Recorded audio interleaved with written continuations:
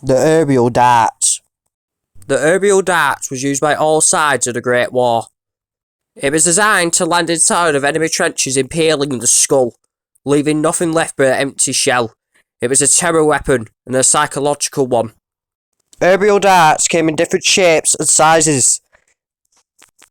Some were like arrows designed to pierce through the skull, while others were shaped like baffles, meant to inflict damage. Here's how aerial darts were dropped.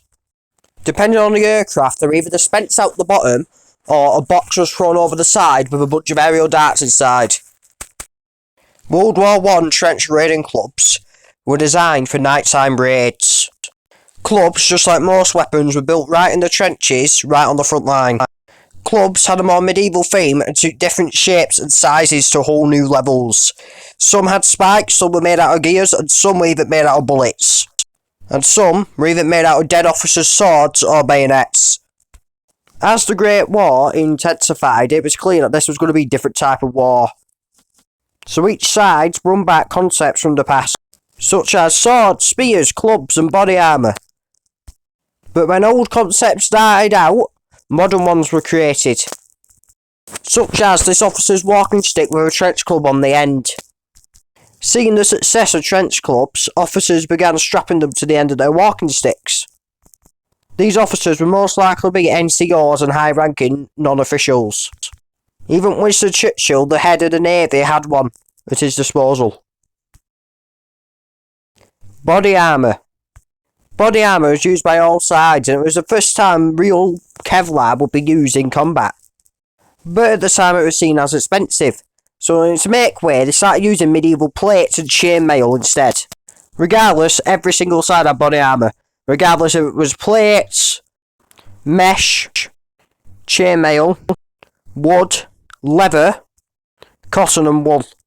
The most famous example of body armour was with the German stormtroopers, elite German soldiers designed to attack enemy lines, and British tank operators and especially pilots.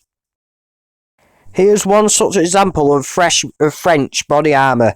As you can see, it's chainmail covering up the eyes to protect the eyes. Body armour like this was not uncommon, as it protected the face and the eyes from shrapnel from grenades and shells. But it also wasn't very popular, limiting visibility. Here's another example of British body armour. As we can see, he's got mesh covering his face to protect him from shrapnel, but instead he has padding as a body armour solution rather than using steel. This body armour could also have steel plates put into it layered and layered on top of each other, along with wool and cotton and leather to add extra layer of protection. And this is what heavy body armour used to look like. Heavy body armour is usually made out of steel. Although it lacked movement and visibility, it was better for the protection of the soldier, but oftenly the legs were exposed and so were the arms to fire a weapon.